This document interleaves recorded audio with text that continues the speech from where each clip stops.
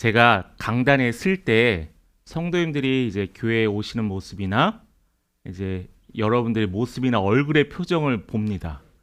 제가 은근히 눈치를 많이 봐요. 왜냐하면은 어떤 분은 기쁘게 오시는 분이 있고 어떤 분은 별로 표정이 안 좋습니다. 혹시 오는 길에 싸우지 않았을까? 혹시 오는 길에 너 때문에 늦었어? 누구 때문에 늦었어? 하지 않았을까? 다 압니다. 왜냐하면 저희 집도 그러거든요. 그러나 여러분에게 다시 한번 질문하겠습니다. 여러분 이 자리에 기쁨과 기대의 마음으로 오셨습니까? 아멘. 아멘 하는 자에게 하나님이 더 큰 은혜와 축복이 함께하기를 소망합니다. 혹시 여러분 이 자리에 오시면서 아무런 감정이 없이 오시는 분 있으세요? 근데 실제로 그런 분들이 많이 있더라고요. 혹시 여러분들이 이 예배를 드리고 나서 마치고 돌아가는 길에 혹시 발걸음을 집으로 향하면서 약속 장소를 향하면서 여러분들의 무슨 변화가 있을 것이라 기대하면서 돌아가십니까? 글쎄요. 그래도 저는 하나님께서 분명한 뜻과 계획이 있을 걸 믿고 우리 하나님은 되게 세세하신 분이기 때문에 하나님께 차근차근 쌓아가실 거라고 생각을 합니다. 예배는요 하나님과 만나는 시간이에요. 그런데 왜 성도들의 마음에는 왜 하나님을 만나는데 기쁨과 또한 기대하는 표정이 사라져갈까? 실로 저도 심각하게 고민 중에 있습니다. 근데 2022년에 목회 데이터 연구소라는 그 기관에 따르면은 정기적으로 예배를 참석하는 사람의 약 55% 정도가 신앙생활을 하면서 기쁨을 누리지 못한다라고 합니다. 근데 저는 이 결과의 발표를 보면서 저는 놀랐어요. 55%밖에 안 되는구나라고. 역으로요. 신앙생활에 기쁨을 누리지 못한다고. 왜 기쁨을 누리지 못하느냐라고 그 세세한 질문에 봤더니 의무감이나 피로감이 있다라고 합니다. 또 한 신문 기사의 한 인터뷰의 기사를 보면은 이분은 그래도 어느 정도 믿음의 생활을 잘 하고 있던 분 같아요. 이분의 소개는 뭐냐면은 주일 예배는 내 죄를 떠올리는 시간이 되었고 그래서 기쁨보다는 부담만 있다라는 이야기를 합니다. 이처럼 많은 신자들이 예배를 통해서 기쁨의 회복이 아니라 계속 죄의식에 의해서 눌려있기도 하고요. 때로는 그냥 무념무상으로 이 자리에 있기도 합니다. 그런데 성경은 분명히 말해요. 우리 데살로니가전서 5장 16절에 18절의 말씀 함께 같이 암송해 볼까요? 앞에도 나와 있긴 하지만 같이 암송해 봅니다. 항상 기뻐하라, 쉬지 말고 기도하라, 범사에 감사하라. 이는 그리스도를 예수 안에서 너희를 향하신 하나님의 뜻이니라. 자, 아멘. 데살로니가전서 5장 16절 18절에 데살로니가전서에서 신앙생활하는 성도들의 마음에 기쁠 수 있는 아무런 이유가 없었어요. 그런데 바울은 데살로니가 교회를 향해서 뭐냐면 기뻐하래요. 범사에 감사하래요. 이는 뭐라고요? 하나님의 뜻이래요. 이건 너희들이 기뻐할래, 기뻐하지 않을래가 아니라 하나님의 뜻이라는 말은 명령이에요. 기뻐하라는 게 명령이에요. 오늘 우리는 이 기쁨을 누릴 수 있는 자격이 있는가? 그럼 이 기쁨을 어떻게 우리는 누릴 수 있을 것인가에 대해서 오늘 한 성경의 인물을 통해서 그 답을 찾아보려고 합니다. 그 인물이 바로 오늘 우리가 본문에서 읽은 에녹이라는 사람입니다. 첫 번째로 우리가 나눌 것은 에녹은 하나님과 동행하는 사람이었습니다. 여러분 창세기 5장을 눈으로 한번 슬쩍 보면은 창세기 5장은 아담의 계보, 즉 족보에 대해서 줄줄이 써져 있어요. 누구를 몇 세에 낳고 몇 세에 죽었더라라는 그냥 단순한 기록만 나와 있습니다. 그런데 다른 구절과는 다르게 특별한 구절이 하나 있어요. 바로 오늘 우리가 읽었던 24절의 말씀입니다. 함께 같이 봅니다. 함께 같이 읽겠습니다. 에녹이 하나님과 동행하더니 하나님이 그를 데려가심으로 세상에 있지 아니하였더라. 자, 여러분 이 말씀을 읽으면서 여러분 어떤 단어가 눈에 띄십니까? 동행, 데려가시고 세상에 있지 아니한다. 뭐 이런 단어들이 있겠죠. 그런데 저는 여기에서 동행이라는 단어에 좀 집중을 하고자 합니다. 저는 정말 이 신앙생활하면서 동행이라는 말을 참 좋아하거든요. 하나님과 동행한다. 그리고 성도들과 함께 교회를 믿음의 생활하면서 같이 걸어간다라는 말을 좋아합니다. 그래서 우리 교회 이름도 뭐죠? 함께 걷는 교회. 맞아요. 이 동행한다는 말은 여러분 우리가 생각해 같은 방향을 바라보고 같은 곳을 걸어가는 것만이 동행이 아니에요. 이것은 그냥 아주 지극히 낮은 단계의 동행입니다. 하나님께서 말씀하신 동행은 뭐냐면 교제하는 동행이에요. 같은 길을 걸어가며 하나님과 함께 교제하는 것을 동행이라고 하는 겁니다. 그러기 위해서는 친밀함이 필요하죠. 여러분 만약에 되게 불편한 사람과 길을 걸어간다고 생각을 해봅시다. 단둘이. 불편한 사람과 걷는 그 길이 차라리 내가 혼자 가는 길이 더 낫다라고 생각하죠. 왜냐하면은 친밀함이 없기 때문이에요. 불편하기만 해요. 그래서 하나님께서는 우리와 함께 걸어가는 그 길에 하나님께서는 우리와 친밀한 관계를 유지하길 원하신다라는 거예요. 그렇기에 이 에녹의 시간은요, 특별한 날, 특별한 시간만 특별한 동행을 하는 것이 아니라 그의 삶은 매일매일 동행했다라고 기록되어 있습니다. 아모스 3장 3절에는 아모스 선지자가 이렇게 이스라엘 백성들을 향해 물어요. 두 사람이 뜻이 같지 않은데 어떻게 동행하겠냐라는 거예요. 하나님과 뜻이 같지 않은데 어떻게 너희들이 하나님과 같은 길을 가겠느냐라는 거예요. 예배를 드리면 하나님 믿습니다, 하나님 따르겠습니다 하는데 실제로는 하나님의 뜻과는 전혀 다른 길을 가고 있어요. 그건 동행하는 게 아니에요. 신앙생활이 아니라는 거죠. 그렇다고 하나님, 제가 이 길 가려고 하는데 하나님께서 나한테 길을 맞춰주세요. 아니에요, 이건. 이것에 대해서는 이후에 이야기하도록 하겠습니다. 동행하는 것은요, 내가 어떻게 착하게 살고 내가 좋은 일을 하고 그래서 내가 하나님과 동행하는 게 아니고요. 하나님과 깊은 관계를 맺는 거예요. 그러니까 하나님에 대해서 많이 알고 하나님에 대해서 많이 체험하고 하는 사람이 하나님과 동행하는 거라는 거예요. 저는 그래서 젊은 우리 여기 학생들도 있고 청년들도 있지만은 제가 제일 바라는 것은 하나님을 한 번만 맛봤으면 좋겠어요. 하나님이 내 삶에서 어떻게 일하시는 한 번만 체험하면은 이 신앙생활 더 열심히 할 수 있을 텐데, 더 하나님 찾을 수 있을 텐데라는 이 안타까움이 너무나 간절하다는 거죠. 교회 주변에 이 시간에 식당을 향해 가거나 걸어가는 사람들도 마찬가지입니다. 그들의 영혼을 보면서 저들이 예수만 한 번 만났으면, 하나님이 살아계시다만 한 번 체험했으면 이 시간에 그들이 예배의 자리를 지킬 텐데라는 안타까운 마음이 늘 있습니다. 물론 그게 우리의 사명이기도 하겠죠. 에녹은 모든 일상의 순간에 하나님을 의식했습니다. 본문 21절에 보면은 우리 이 말씀도 한번 같이 읽겠습니다. 무드셀라를 낳은 후 300년을 하나님과 동행하며 자녀들을 낳았으며. 자, 제가 방금 전에 이야기했던 것처럼 한 번만 하나님을 만나는 인생의 전환점이 있으면 이라고 이야기를 했잖아요. 여기에서 이 에녹은요, 자녀인 무드셀라를 낳고 하나님을 체험하는 일생의 변환점을 맞이합니다. 자녀를 책임지고 가정을 책임져야 되고 이러한 책임의 관계에서 하나님의 마음을 이해하게 되고 하나님이 나를 얼마나 사랑하시는지 이 에녹은 체험하게 돼요. 그러면서 어떻게 됐어요? 본문에 봤더니 무드셀라를 낳은 후 300년을 하나님과 함께 했다고 했습니다. 동행했다고 했어요.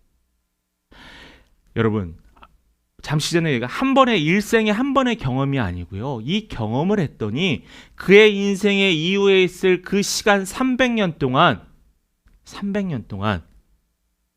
에녹은 하나님과 동행했다는 거예요. 놀라운 고백이지 않습니까? 우리의 신앙생활 보세요. 하나님께서 은혜 주시고 하나님께 체험하게 하셨지만 우리는 자꾸 어떻게 해요? 잃어버려요. 잊어버려요. 내 앞에 있는 것이 더 크기 때문에 하나님을 놓칠 때가 많습니다. 그런데 이 에녹은요, 300년 동안 하나님과 동행했다고 말씀하고 있어요. 증거하고 있어요. 자, 그러면 하나님과 동행하기 위해서는 세 가지 전제가 필요합니다. 우리 한번 확인해 봤으면 좋겠어요. 첫 번째로는 목적지가 같아야 돼요. 목적지가. 하나님과 함께 가려면 같은 방향을 바라보아야 한다는 거죠. 에녹이 살았던 그 당시에 그 땅은 범죄가 만연하고 하나님을 잃어버렸던 세대예요. 그런데 에녹은 소망이 있었어요. 어떤 소망이요? 하늘의 시민권을 바라보는 소망이 있었어요. 즉 천국이죠. 하나님의 우편이라는 거죠. 골로새서 3장 1절의 말씀을 봅니다. 말씀에 증거하고 있는데 위의 것을 찾으라. 거기는 그리스도께서 하나님 우편에 계시니라. 뭐라고 했어요? 하나님의 우편에 계신 그리스도 위의 것을 찾으라는 거예요. 하늘의 시민권을 바라보라는 거예요. 너희가 영원한 생명과 하나님의 우편에 앉을 그날을 바라본다면은 하나님과 같은 방향을 바라보고 있다라는 거죠. 신앙생활을 하면서 2순위, 3순위가 하나님보다 먼저 되는 경우가 있습니다. 나의 성공, 나의 급여, 나의 집, 나의 차, 나의 자녀의 성공, 나의 건강. 아니에요. 이것이 1순위가 아니라 하나님이 1순위 될 때 그 이외의 것은 하나님께서 책임져 주신다는 거예요. 그때 우리는 위의 것을 찾는 삶이 된다는 거죠. 그래서 에녹은요, 실제로 소망을 품으며 살았어요. 소망. 하나님을 소망하며 살았다는 거예요. 두 번째로는 비슷한 의미이기도 하지만 마음이 일치되었습니다. 마음이 맞지 않은 갈등이 일어납니다. 이 교회 조그맣든 크든 교회 안에 사람이 모인 곳은 갈등이 일어납니다. 왜냐하면 부부 사이에도 갈등이 일어나잖아요. 내가 그토록 사랑한다고 결혼했는데도 불구하고 신혼여행지 가서 뜻이 안 맞으면 싸우기도 하잖아요. 마음의 뜻이 다르기 때문이에요. 시편 25편 14절의 말씀을 봅니다. 여호와의 친밀하심이, 같이 한번 읽어볼까요? 그를 경외하는 자들에게 있으며. 자, 계속 읽어보겠습니다. 그의 언약을 그들에게 보이시리로라. 자, 여러분 말씀을 한번 보세요. 여호와의 친밀하심이 누구에게 있대요? 경외하는 자에게 있대요. 하나님께 예배드리고 하나님께 순종하는 자에게 하나님께서 그들에게 친밀하다라는 거예요. 하나님께 여러분 이 시간에 예배드리러 왔잖아요. 이 시간에 예배는 하나님 나를 회복시켜 주세요, 나를 위로해 주세요의 것도 있지만은 가장 중요한 먼저는 하나님을 경외, 하나님을 높여드리기 때문에 이 자리에 온 거예요. 제사 드리고 하나님께 물질을 드리고 하나님께 구약의 시대에 양의 피로 예배를 드렸던 이유는 뭐예요? 하나님이 높으신 분이기 때문이에요. 그래서 에녹은 하나님을 경외하며 하나님의 마음의 뜻을 맞추고 그분의 성품을 닮아가기 위해 끊임없이 노력했다는 겁니다. 마지막으로 하나님의 뜻에 순종하는 사람입니다. 진정한 동행은요, 야, 내가 이 길 갈 테니까 너 따라와가 아니에요. 하나님, 제가 아무리 생각해도 이 길이 맞는 것 같아요 라고 말하면서 하나님 저를 따라와 주세요, 저를 지지해 주세요가 하나님의 뜻이 아니에요. 동행이 아니에요. 예수님께서 십자가에 달려 돌아가실 때 겟세마네 동산에서 뭐라고 기도하셨어요? 하나님, 내 뜻대로 마옵시고 아버지의 뜻대로 하옵소서래요. 여러분, 이 기도가 되게 무서운 기도예요. 여러분 한번 이렇게 고백을, 저를 따라해 보세요. 내 뜻대로 마옵시고 아버지의 뜻대로 하옵소서. 이 기도가 여러분 예수님이 하신 기도잖아요. 그런데 만약에 여러분들이 원하는 대로 하나님께서 인도하지 않으시면은 여러분 무슨 마음이 생겼어요? 두렵고 떨리고 걱정하고 근심할 거잖아요. 그런데 예수님께서는요, 자신의 목숨마저도 하나님께 아버지의 뜻대로 내려놓았다라는 거예요. 이처럼 에녹의 행동은 단순히 그냥 하나님을 따라가겠습니다는 행동이 아니라 자신의 모든 전인적인 삶에서 하나님을 쫓아가는 삶의 방향이 분명했다라는 겁니다. 그렇다면은 에녹은 그렇게 살았으니까 좋고, 그럼 우리는 그렇게 살아야 되는 거예요. 제가 이 동행에 관해서 여러분들이 조금 더 쉽게 이해할 수 있는 한 이야기를 하겠습니다. 나누겠습니다. 어느 한 선교사님이 아프리카의 밀림에서 선교 사역을 하고 복음을 전하고 있었습니다. 이제 복음을 전하고 돌아오는 길에 이상하게 누가 나를 쫓아오는 거예요. 돌아봤더니 한 어린아이가 자신을 계속 하루 종일 쫓아다녔던 겁니다. 그래서 그 선교사님 아이에게 너는 왜 나를 이렇게 졸졸 따라다니니? 라고 물어봤어요. 근데 그 아이의 대답이 정말 우리에게 도전이 되는 대답입니다. 그냥 목사님과 함께 걷고 싶었어요. 목사님이 가는 길이 좋은 길일 것 같아요. 라는 말이에요. 여러분, 우리가 다 알고 따라가는 게 아니잖아요. 하나님의 한 모습만 경험해도 우리는 그분을 따라가면 되는 거예요. 이 아이는요, 성경에 대해서, 복음에 대해서, 하나님에 대해서, 하물며 이 선교사님이 누군지에 대해서 다 알지 못했어요. 근데 이 아이가 알았던 건 단 하나예요. 저 선교사님을 따라가면, 저 목사님을 따라가면 좋은 일이 생길 거다라는 그러한 믿음이 있었기 때문이에요. 이 말에 선교사님의 마음은 뭉클했습니다. 맞아요. 하나님과 동행한다는 건 바로 이런 겁니다. 하나님이 가시는 길이 보이지 않고 알 수 없어도 하나님을 신뢰하고 따라가는 게 동행하는 우리의 모습이라는 거예요. 그래서 에녹은요, 하나님의 기쁨이 되었고, 또한 그는 기쁨의 삶을 살게 되었습니다. 자, 그럼 우리 두 번째로 에녹의 삶을 보면은 에녹은 하나님의 말씀을 믿고 순종했어요. 에녹이 무드셀라를 낳은 때가 65살이었습니다. 그리고 그때부터 하나님과 동행하기 시작했다고 했어요. 특별한 경험이었죠. 근데 이 무드셀라의 이름의 뜻이 뭔지 아세요? 그가 죽으면 그것이 올 것이다라는 거예요. 그것이 뭐냐면 심판이에요. 심판. 실제로 무드셀라가 죽은 뒤에 노아의 방주가로서 물로 모든 세상을 심판하셨습니다. 하나님께서 무드셀라의 이름을 통해서 예언하시고 약속하셨던 그 말씀이 이루어졌어요. 에녹은 단순히 이러한 정보를 받아들이는 수준에서 끝나지 않았어요. 하나님의 말씀과 계획을 삶에 새겼다라는 거죠. 여러분, 종이로 여러분이 무슨 글을 남기고 땅에 묻어뒀습니다. 돌판에 글을 새기고 땅에 묻어뒀어요. 뭐가 오래 남을까요? 당연히 돌판입니다. 돌판은 그만큼 새기는 게 힘들다라는 거예요. 에녹은요, 자신의 삶에서 하나님을 새겼어요. 하나님이 하신 말씀을 기억하고 새겼다라는 거예요. 많은 사람들이 믿는다라는 것을 단순히 성경의 지식이나 배경이나 이해나 또한 내가 성경을 믿습니다, 아멘으로 끝나는 게 아니에요. 또한 어떤 이들은 믿음을 종종 마음의 움직임이나 마음에 동의하는 것을 믿음이라고 하는데 그것도 물론 아닙니다. 성경은요, 정확하게 믿음을 뭐라고 하면 행하는 거예요. 행하는 거. 하나님께서는 여러분들의 성경 66권의 모든 말씀을 다 지키라고 하신 게 아니에요. 지킬 수 있으면 지켜라. 그러나 너의 주인은 여호와 하나님임을 잊지 말라는 거죠. 그것을 행하라는 거죠. 그래서 믿음은 하나님께 맡기고 하나님의 말씀의 삶 전체를 기울이는 행위입니다. 그래서 믿음은 반드시 행동의 변화가 요청이 돼요. 행동의 변화. 하나님, 제가 믿습니다 하면 여러분의 삶에 하나님이 있어야 돼요. 하나님 나를 사랑하시는 걸 믿습니다 하면 내가 외로워하지 않아야 돼요. 하나님 나를 인도하실 거 믿습니다 하면은 내가 실패에 두려워하지 않아야 돼요. 비록 내가 실패했을지라도 그 이후에 더 인도하실 하나님을 기대하는 거죠. 그러나 본문 당시의 사람들은 하나님을 신뢰하지 않았습니다. 그러나 에녹은 달랐어요.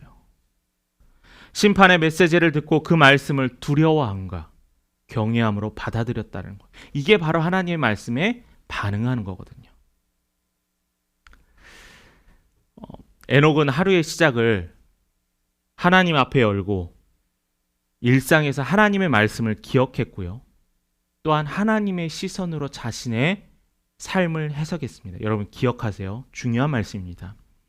에녹은 하루의 시작을 하나님 앞에서 열었습니다. 일상에서 하나님의 말씀을 기억하려고 힘썼고요. 또 하나님의 시선 안에서 자신의 삶을 해석했다라는 거예요. 그 말씀에 순종하였고 그러므로 에녹은 하나님께 기쁨이 되었어요. 히브리서 11장 6절도 우리에게 동일한 말씀을 이야기해 주십니다. 같이 읽겠습니다. 믿음이 없이는 하나님을 기쁘시게 하지 못하나니 하나님께 나아가는 자는 반드시 그가 계신 것과 또한 그가 자기를 찾는 자들에게 상 주시는 이심을 믿어야 할지니라. 아멘. 우리 앞부분만 볼까요? 믿음이 없이는이에요. 우리가 하나님을 기쁘시게 하는 가장 중요한 출발점이 뭐래요? 믿음이라는 거예요. 믿음. 열심히 교회를 위해서 봉사하고 교회가 성장을 위해서 힘썼던 것 하나님이 기뻐하십니다. 하나님이 예뻐하세요. 그러나 하나님께서는 여러분에게 가장 큰 무엇인가를 하라고 요구하시는 게 아니라 믿음만 가져라. 내가 너를 사랑한다는 이 믿음만 소유해라라고 단순한 이 한 가지만 바라본다는 거예요. 하나님 제가 신뢰하지 못하겠습니다. 하나님 제가 완전히 믿지 못하겠습니다. 더 알아야 믿겠습니다가 아니라 네가 아는 그 자체 하나만으로 나를 믿고 따르라는 거예요. 그러면은 이후의 삶은 내가 책임져 주신다는 약속의 말씀이거든요. 누군가는 저에게 얘기합니다. 목사님 개척하기 힘드시죠? 교회 상황 어떠세요? 맨날 물어봅니다. 그런데 하나님께서 함께 하신다는 믿음이 없으면은 저의 대답은 다 동일해요. 힘들어요. 걱정돼요. 근심에 쌓여있습니다. 아니에요. 하나님께서 함께 하실 거기 때문에, 함께 하시기 때문에 저는 두려워하거나 걱정하지 않아요. 그리고 저 혼자만 이렇게 발버둥 치는 게 아니라 믿음의 동반자가 있다라는 게 저에게는 감사하고 은혜이라는 거예요. 에녹은요, 아무도 그와 동행하지 않았어요. 노아는요, 아무도 그의 말에 귀 기울이지 않았어요. 그러나 저는요, 저의 말을, 하나님의 말씀을 듣고 함께하는 믿음의 성도들이 있다는 것이 저에게는 위로고 은혜가 되기 때문이에요. 하나님을 아는 것에 만족하지 마세요. 그분이 살아계시며 지금도 말씀하시고 인도하신 것을 믿는 우리 성도님 되실 간절히 축복합니다.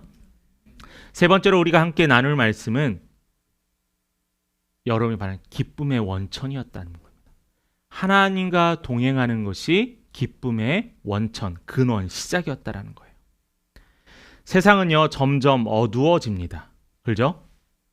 에녹은 점점 근데 하나님과 더 가까워졌습니다. 이 에녹은 하나님과의 이 친밀한 교제를 통해서 고난도 이겨내는 힘이 되었고요. 또 기쁨의 근원이 되었습니다. 하나님은 에녹을 뭐라고 증거하셨냐면 기쁘시게 하는 자라는 거예요.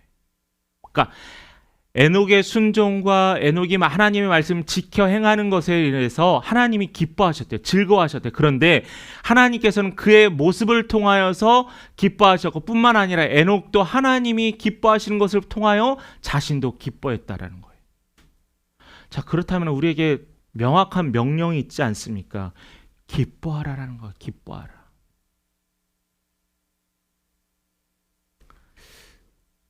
여러분, 이 말씀을 듣고 결단할 게 하나 있습니다. 예배를 마치고 저와 인사할 때 기뻐하시면 돼요. 그게 말씀을 지키는 되게 단순한 행위예요. 하나님을 만나러 오신 예배의 자리에 기뻐하시면 되는 거예요.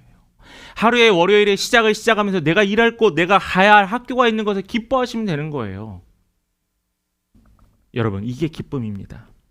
구체적으로 성경에서는 어떠한 기쁨들이 있는지 우리에게 이야기해 줍니다. 첫 번째로 뭐냐면은 하나님이 나를 친구 삼아 주셨다라는 거예요. 여러분, 여러분의 친구 중에 잘 나가는 친구가 있으면 어때요? 어깨에 좀 뽕도 차고 그렇습니다. 제 동생 친구와 제 친구들은 열심히 살아요. 그런데 변호사나 의사들이 별로 없습니다. 근데 괜히 내 친구가 잘나면은 저는 못났어도 괜히 내 친구는 누가 있어 그래. 우리 어렸을 때 그런 거 있잖아요. 야, 우리 아빠는 누구야? 막 그런 거. 여러분, 여러분의 친구가 누구냐요? 하나님이래요. 요한복음 15장에 예수님께서 뭐라고 하셨냐면은 우리를 향해서 너희를 종이라 더 이상 하지 않겠다. 너희를 나의 친구라 하겠다. 하나님을 믿는 자들에게는 하나님의 친구가 됩니다. 여러분들은 세상에서 가장 든든한 백을 소유하게 되는 거예요. 그러므로 우리는 기뻐할 수밖에 없습니다. 그래서 에녹은 늘 기뻐했던 것 같아요. 300년 동안 살아가면서 그는 삶에서 하나님과 함께 더불어 기뻐했다는 겁니다. 또 우리는 어떤 기쁨을 누리느냐? 인도하심의 기쁨이 있습니다. 삶이 불확실하대요. 하나님께서 함께 걸어가신다는 게 큰 위로예요. 아까 이미 충분히 이야기했기 때문에 더 이야기하지 않겠습니다. 그런데 여러분, 기억하세요. 우리의 길을 인도하시는 분은 하나님이시다.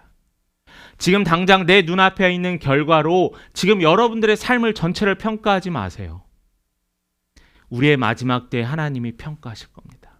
그 심판의 때에 하나님께서 우리를 위하여 하나님의 우편을 마련해 놓고 계신다라는 거예요. 그래서 저는 기쁩니다. 또 이러한 기쁨이 있습니다. 보호하심의 기쁨이 있습니다. 악한 세대 가운데 보호받았던 이 에녹, 바울이 복음을 전하며 수많은 어려운 위험한 상황에서 보호받았던 그 은혜, 사도들이 예수를 증거하고 기적을 베푸는 가운데서도 죽음의 숱한 위기 가운데서 버텼던 그 보호하심이 여러분에게도 동일하게 있다라는 거예요. 마지막으로 네 번째의 기쁨은 영원한 기쁨입니다. 에녹은 어떻게 죽었어요? 죽음을 맛보지 아니하고 하나님께서 그를 들어 올리셨다라고 했습니다. 이것은 에녹한테만 있는 특별한 일이 아니고요. 우리들에게 믿는 자들에게 주어질 하나님의 일하심을 보여주는 하나의 표징이고 하나의 상징이에요. 하나님께서 에녹을 통해서 하나님 직접 끌어가셨다는 것은 여러분을 통해서도 끌어올려 가신다라는 하나님의 약속이라는 거예요. 그러므로 우리는 죽음도 두려워하지 않습니다. 우리는 어떠한 것도 두려워하지 않는다라는 거죠. 왜냐하면 우리는 영원한 생명을 보장받았기 때문입니다. 오늘날 모르겠어요. 저만 느끼는 건지 모르겠는데 제가 요즘 사회를 보면서 탓을 하는 좋지 않은 습관들이 우리 안에 좀 많이 내재되어 있는 것 같습니다. 상황도 탓하고 환경도 탓합니다. 때로는 내가 아는 사람을 탓하기도 하고 때로는 내가 전혀 모르는 사람을 탓하기도 합니다. 그 대상이 불특정이에요. 그러나 누구나 그 탓의 대상이 됩니다. 현대인들은 믿는 성도들도 마찬가지라는 거예요. 현대인들은 다들 납득할 만한 이유들을 다 가지고 있어요. 저도 신앙 상담이나 목회 상담을 하다 보면은 다 성도들이 이해할 만하고 또 납득할 만한 상황과 환경과 다 있어요. 없는 사람이 없어요. 그런데 이게 요즘의 시대만의 문제일까요? 아니에요. 과거의 시대도 마찬가지예요. 목사님, 교회가 너무 멀어서 제가 무려 산을 2개나 넘고 그 교회에 가야 돼요. 그럼에도 예배에 갔었어요. 목사님, 제가 교회 주차장이 없어 주차할 수 없어서 예배 가기가 힘들어요. 주차장 없을 때도 다 교회 갔어요. 목사님, 제가 너무나 바빠서 예배 드리는 게 힘들어요. 이해합니다. 그러나 바쁘기 전에 어떻게 했어요? 바쁘게 해달라고 기도했잖아요. 그래서 신앙생활을 하기 힘들다고 합니다. 그러니까 기쁨이 없는 거예요. 에녹은 죄악된 시대 속에서도 하나님과 함께 걸으며 기쁨을 회복하는 것은 하나님과 함께 하는 거거든요. 여러분, 환경에서 오지 않아요. 기쁨은요. 사람에게서도 절대 오지 않습니다. 오로지 기쁨은 누구에게? 하나님께 옵니다. 하나님과 회복하면 우리는 다시 기뻐할 수 있습니다. 에녹은 우리에게 질문해. 어떤 질문을 하냐면은 너는 무엇으로 기뻐하는가라는 거예요. 그리고 너의 기쁨은 어디서부터 오느냐라는 거예요.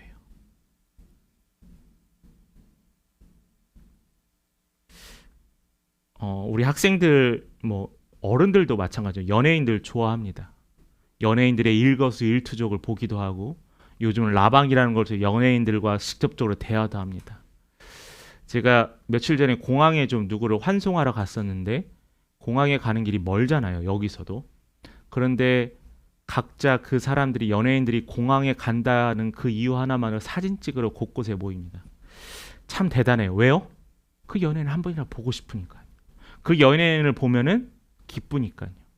연애할 때도 그러잖아요. 여러분, 연애할 때 장거리 연애지만 긴 거리를 이동하면서 연애하시잖아요. 또 여자친구, 남자친구가 늦게 와도 기다리잖아요. 왜요? 좋아하고 사랑하니까요.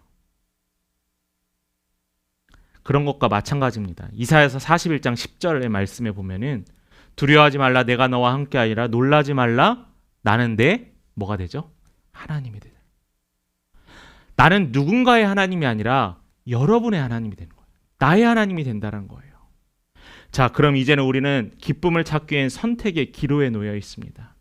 하나님을 믿고 신뢰함으로 하나님과 함께 걸어가는 그 길, 그 길에서 주어지는 매일매일의 기쁨을 여러분 확인하시고 찾아보시기 바라요.